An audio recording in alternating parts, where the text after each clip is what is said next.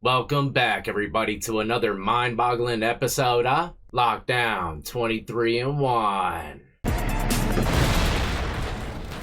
That's right, this one absolutely blew me completely out the bathtub water. But I covered a story a couple months ago about an OnlyFans model blowing kisses at the camera in court or at her friend or whatever, but the cameras were in there, so she knew that they were seeing it. And to me, I feel as though it was very disrespectful, seeing as she's in there for killing her boyfriend, but she got sentenced, and it might not be what many people might have thought she was gonna get. So, let's get into it, ladies and gentlemen. If you're new to the channel and enjoy all things lockup and crime related, then this is absolutely where you need to be. Hit that like, subscribe, notification bell before you leave, and check out my beautifully assorted playlist with many more videos for you to start watching today.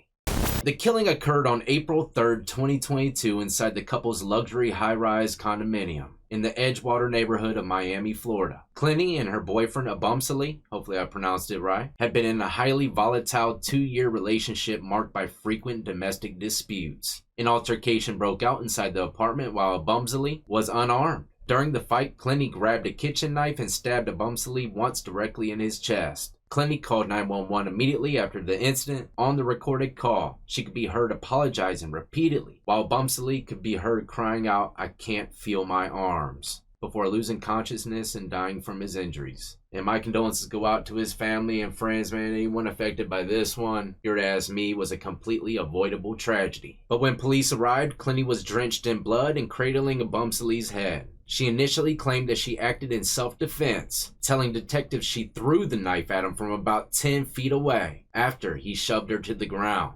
You threw a knife?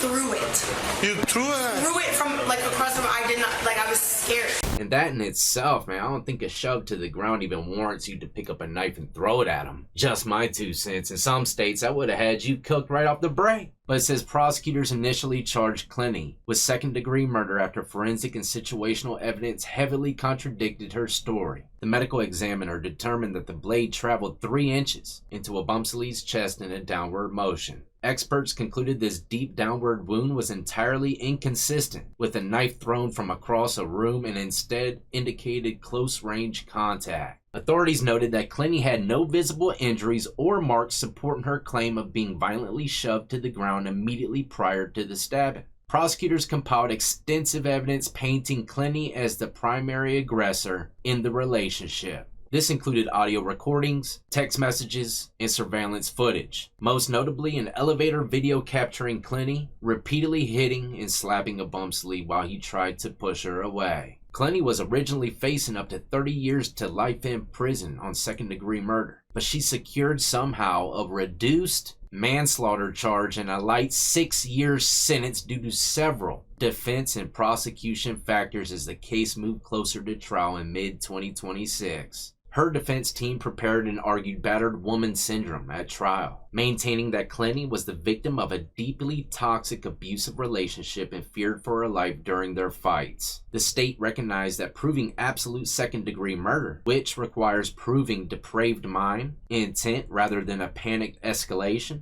could be unpredictable before a jury given the mutually combative nature of the relationship. Also, a pivotal reason that the state agreed to the deal was the direct input of the victim's family. The state's attorney office stated that the plea agreement was reached in full consultation and with the explicit approval of the victim's family, who wanted Clinty to finally step forward and accept legal accountability for his death without dragging them through a painful public trial. By pleading guilty to the manslaughter, Clinty formally accepted full criminal responsibility for causing the fatal wound. But she was officially sentenced to a total of 6 years in state prison for the charge of manslaughter with a deadly weapon. The basis, state? State stipulates. Defense will stipulate as contained in the plea. Ms. Clenny, I find the plea has been entered into knowingly, voluntarily, and intelligently. That you understand the nature and consequences of the plea, there's a factual basis for the plea, and that you're represented by good and competent counsel with whom you say you're satisfied. At this time, I will be adjudicating you, and I'm going to turn to page 3 of 8, to the charge of manslaughter with a deadly weapon. I'm sentencing you to 6 years in the state prison with all applicable credit for time served, followed by 5 years of reporting probation. As a condition of that probation, you will complete a mental health evaluation and all required treatment deemed necessary. You will complete a substance abuse evaluation and complete all required treatment deemed necessary, as well as completing the batter's intervention program within the first year of probation. As I said, there are some other provisions contained within this written plea agreement that will be made part of the judgment and sentence. I'm assessing court costs and any and all statutory and mandatory fines. You will be fingerprinted. We should have DNA on file. Before we turn it to the victim impact portion, is there anything further on behalf of the state? Nothing from the state, Judge. Defense? Yeah, Judge, I would just, as far as corrections and computing her time served, to remember she was initially detained in Hawaii when she was in the rehab facility, so her actual booking date here at TGK does not reflect all of her credit for time served. I don't have the date of arrest, but I believe the date of arrest in Hawaii was August 10th of 2022, so she should receive all credit for time served from that date moving forward. Does the state agree? So, Judge, the only issue is going to be, one, there has to be an order for it. Otherwise, it's I'm going happy to sign the order.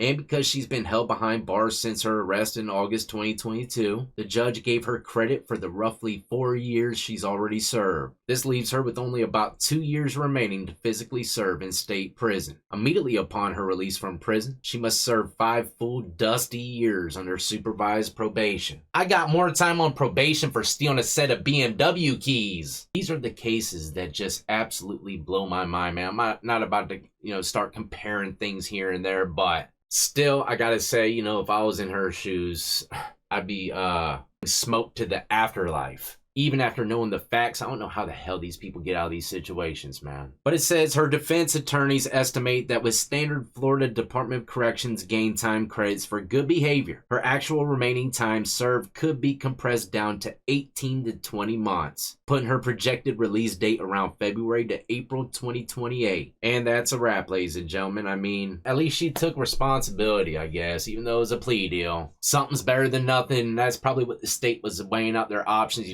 The jury's probably going to eat up all this crap she's saying. Chances are, and she's going to end up walking. So like I said, the state weighed out their options. There's a lot of risk with the jury trial. They decided to go with the flow. Family agreed with everything. And if they went against it, they'd just be making a bunch of waves. It could make everything much worse. So I see, how everything plays out. But at the same time, once again, it boils back down to, if I was in her orange outfit, I would have been smoked once again to the afterlife. That's just my 2 cents, ladies and gentlemen. I'm out of here. Hopefully you enjoyed. And please, like I said already, let me know in the comment section below what you thought about this one. Not to mention, stay tuned. We'll be speaking about someone that people call the Builder. Chud the Builder. Seems as though he's done the impossible and made bond. He's walking them streets right now, a free man. Can't wait to break down the details of this one once again, man. If I was in his shoes, there ain't no way none of this would have taken place.